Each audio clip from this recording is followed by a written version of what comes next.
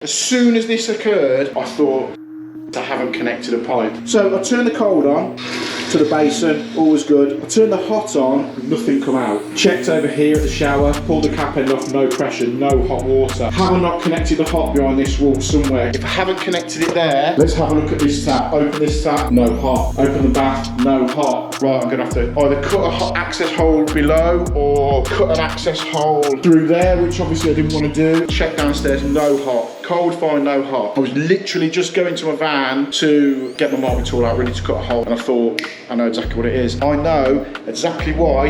I've got no hot water at the tap, at the shower, in the other bathroom, and it just clicked in my head. Drop me a comment below, let me know what you think it is. I will tell you at the very end of this video what it was.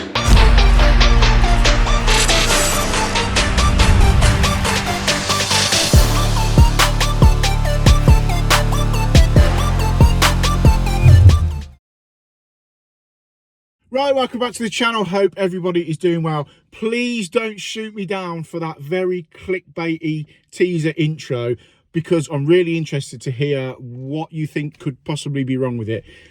Put that bathroom in, there's no hot water. As you've seen in that little intro, drop me a comment below what you think it could be. It will be at the end of the video, so I'll be interested to see what people's opinions or views or ideas of what it could be.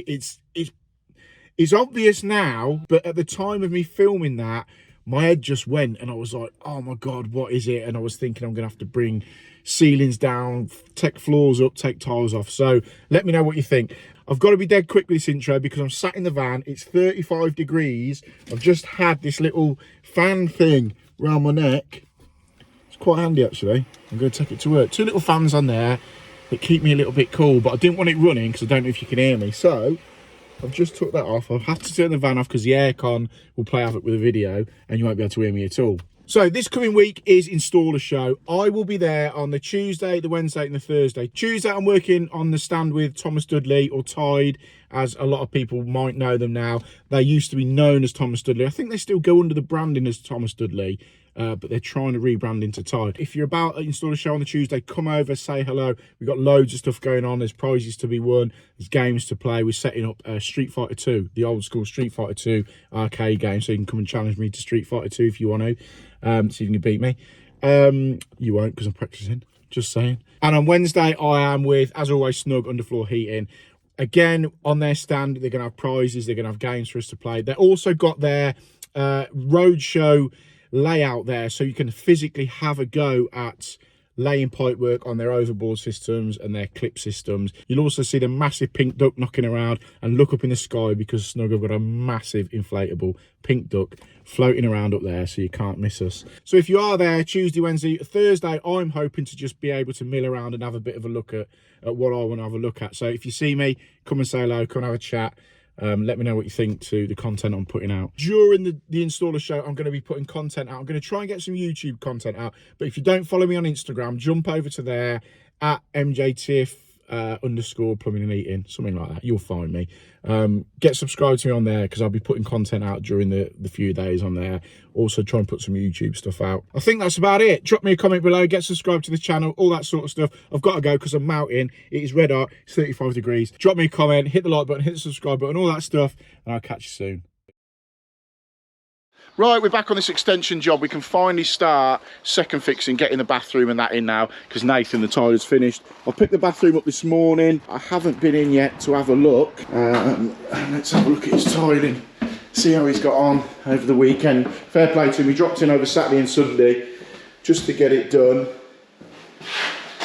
There we go. So we've got a feature wall on the back. We got a light in here? Yeah. We've got a feature wall on the back, shower. Obviously toilet's going there, vanity unit, basin there, towel rail here, and screen going on. So yeah, it's just a straightforward little ensuite. We got the radiator on the other day, and also while I was here last time, I can't remember in what order I filmed stuff and showed it you, but we had Nick, my electrician, out connecting in the underfloor heating. So the underfloor heating's been connected in. Obviously got a zone valve here for the underfloor heating, zone valve here for the radiators, put a bypass in. Nick's reconnected the system up, but obviously now we've got the two zone valves, he's had to tweak it slightly to get it running. We're all good here, and I have had the underfloor heating running really low over the last few days, just to take some damp out the floor that might have been in there. So if you look in the thermal imaging camera, you can see the runs in the floor. Once it's calibrated, you can see the runs in the floor heating up, the spread's fine on it. And then we've gone round the island and all the way back down that side. Picks up the lowest temperature and the warmest temperature. So we've got that over that side as well. Aid the chippies just finishing putting in like a bit of a media wall thing here, which looks quite smart. So yeah, let's get in there. So let's get the rest of the bathroom stuff in. So today I'm just going to get the vanity unit in and the toilet in, hopefully. So I've got another little job to drop onto this afternoon. But the good thing with this job is it's been a bit of a hospital job where you can just drop it in and out as and when. But now we're sort of pushing really to get it finished. So let's get this bathroom in. So we've got all the bathroom suite up here now. We're just unboxing it. So I've just put the toilet into position.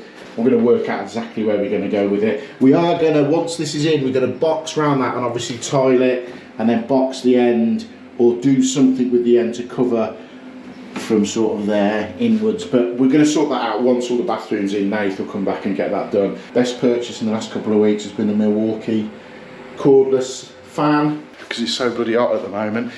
So just took the toilet out of this box. Inside was one of these pan connectors. They use these a lot on the continent in Europe where the drains are directly in the floor. But yeah, I've never seen one supplied with the pan before. So we've got the system there. Let's get this set, trim the saw pipe down and begin offering this into position. Right, we've got the system unpacked. We've got the toilet there. I've just put that over the top of the toilet, pop the system on there so I can make it up. So we've got to get these long bolts in through the bottom of the system. So what I always do is whip the internals out. As you'll see, these are not obviously Thomas Dudley ones that I usually fit on them. These are the Scient ones. Can you make that out? Scient valves. To be honest, they're alright. So I'm going to fit that with this because they're what's supplied with it. They're tightened in, they're torqued in from the factory. So if ever there's an issue with that, obviously we've got a bit of comeback on it. So we'll get these bolts in. Always put the metal washer on first, then the rubber one where it sits in through the cistern, obviously, because that metal bit there will pull down on that part of the bolt and then bolt through the bottom of the cistern. So we'll get both of them made up like that, like so, and then we can get them through the bottom of the cistern, through there, bolted onto the pan, and then we can offer it back into position. We've got the flexi on there because the actual connection onto the pan is quite far set back from where the wall is, and then obviously we'll come off there, get it connected into the bottom of the pan, get it in, get it marked up on the outside, and I'll show you what I always do with, if I can find them, then we know where to put them. Here they are. I'll show you what I always do with the L brackets that bolt the pan down, little trick. So I've offered that pan now into position exactly where it's going to go. We've got the edge of the shower, so the screen's going to be running up there. Obviously this wall and this slope of the ceiling. I've set the pan perfectly central to that. The customer knows that that's a bit of an issue. To be honest, they're not the tallest of people, so it's not going to be a problem at all. At the end of the day, you've got to work with what you've got to work with within this space that they've created. For the bathroom, and obviously the basin's going to go here, where you've got the window. Ideally, you'd want a mirror above it, but whether they're going to have it here or what is up to them. But we've got the pan and cistern put into position there. So we'll get the water off, cut this, get an isolation valve under there, and then what I'll do is, now this is perfectly into position where we want it, I always mark the edge and then just out the side like that. Same this side, mark the edge, and then exactly where that L bracket's going to go is going to go there. And then obviously, as I said, this is good. The saw pipe's going to be boxed in once we're finished. So we can pull this out now. Oh no, best not. Best mark up where we're going to go through to hold the cistern in. It's nice to have one with actual fixing holes. A lot of the cisterns now don't come with anything. The cistern just sits back to the wall. Maybe a couple of little blobs of silicone in the back there, but no, this one's got some fixing points. But we have to, but the depth of them is about here, so we're going to have to go in on an angle to get them in. So we've got it marked up. Let's get it out, get the water off, as I said, and get an isolation valve on it. So I've pulled the pan out now. I'm just going to show you, I think I show it on every single video I do when I'm fitting a pan in, but it's just become a thing. So you've got the L brackets there. Usually, so that's the outer edge, so that's the outer edge of the toilet. That little line there is where the hole's going to go. The width of the porcelain on the bottom of the pan is there. So usually you would put your L bracket like that, mark in the centre like that, drill one hole, and there you go, job done.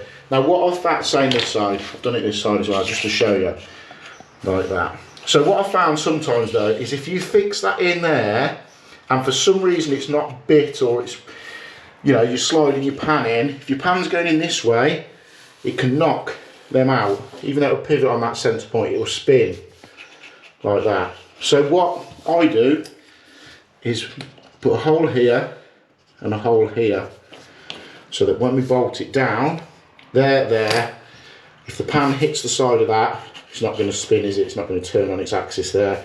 So we'll drill 2 holes there, 2 holes there, 2 holes through the tiles, and we're good to go at bolting those in. So it'll just pop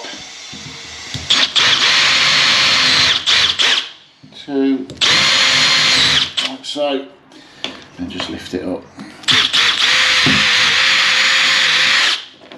Pop it where we want it, like there, like there, we're good to go. As always, the £6 drill bits. I've championed these drill bits for, must be 2 years now. This drill bit, buy a pack of 10 of them, £6 off eBay. I'll pop the link in the description below. But yeah, a pack of 10 off eBay, and to be honest, they are spot on. I've been using them for years.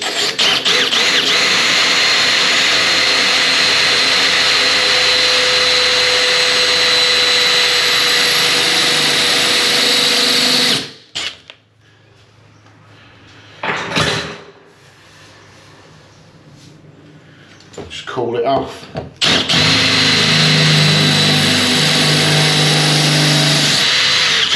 There you go, straight through. £6 eBay, I'll bang a link in the description.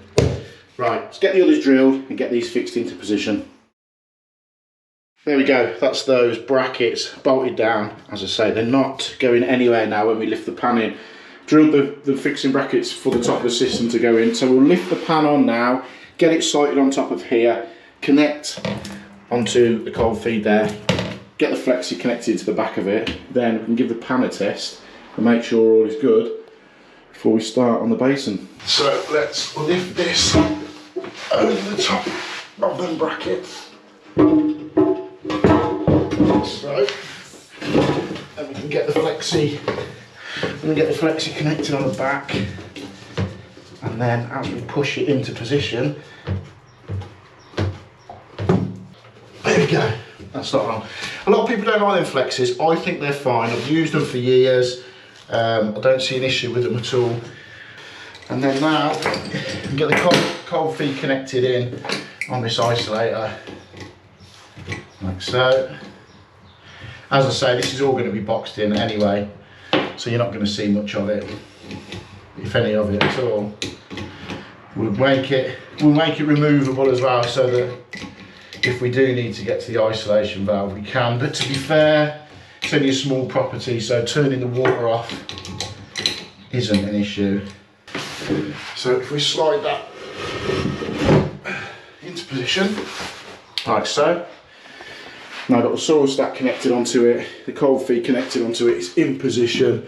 We can get a couple of screws in here, and then we can get it bolted onto the L brackets and give it a test. But what we will do before we bolt it up, I'll turn the water on. If all is good, and get it bolted into position. Let's turn the water on.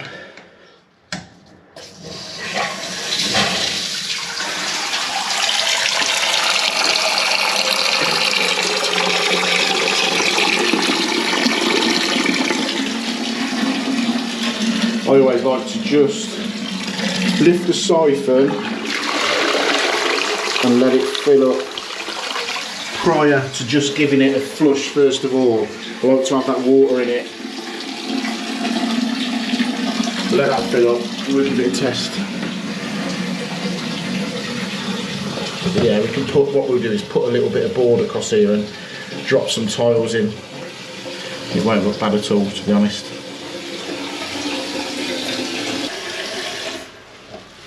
Right, that's filled up. Let's give it a test.